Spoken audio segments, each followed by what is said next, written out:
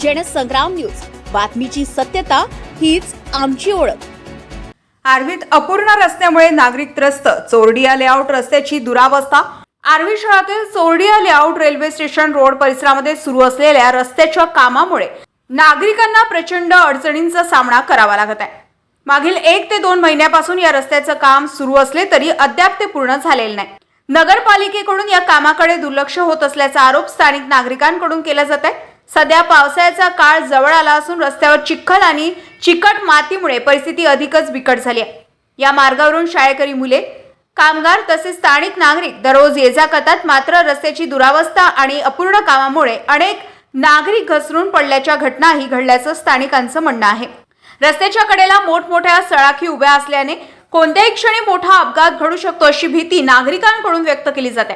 त्यामुळे नागरिकांनी संताप व्यक्त करत नगरपालिका मोठ्या दुर्घटनेची वाट पाहत आहे का असा प्रश्न उपस्थित केला। या सर्व प्रकारावर प्रशासनाने तातडीने दखल घेऊन रस्त्याचे काम लवकरात लवकर पूर्ण करावे अशी मागणी जोर धरू लागली आहे। मलिक पटेल, जनसंग्राम न्यूज, आर्वी।